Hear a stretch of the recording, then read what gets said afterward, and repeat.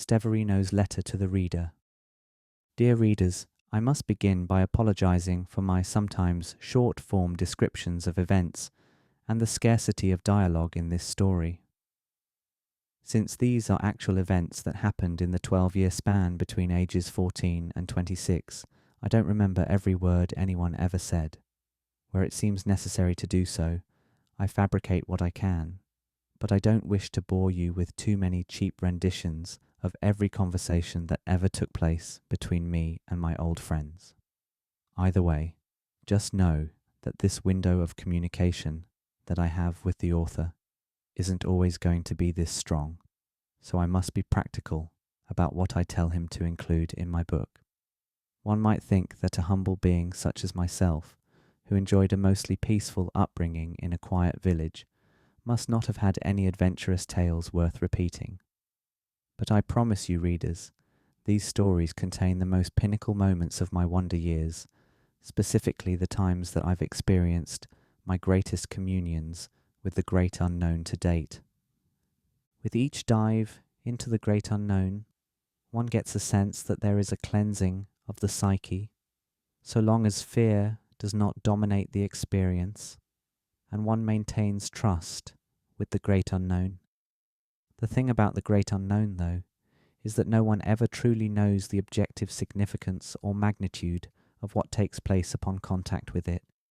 One might have the urge to sarcastically say, God works in mysterious ways, but I've realized, after enough journeys into the great unknown, that if there is a God, how could said God not work in mysterious ways? If the reader doesn't want to anthropomorphize the supreme governing force of the universe, then fine, you could just as easily rephrase it and say, the universe, through the natural laws of physics and other mechanisms we most likely haven't yet discovered, works in mysterious ways.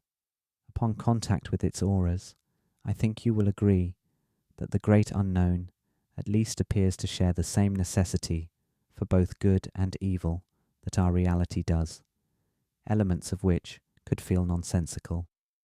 Even by the end of all of my storytelling, I'm not confident anyone will have any tidy sense of an answer to the so what question of the great unknown's existence, forget our own realities. Though the green power doesn't give one the same caliber of access to the great unknown as other power consumption methods, I believe it is the appropriate place to start in my great unknown journey. Like I said, time is of the essence, so I have to skip the full scoop of my first 14 years of life, and what a bummer. I don't know what exactly these methods of gaining access to the great unknown may equate to in your reality, but if you find correlations, please know that I am in no way endorsing the reckless tampering with sacred methods of divination by any means. This is simply the path I chose, and it is surely not a path for everyone, though I do think everyone should know that such a path exists and can be a righteous one.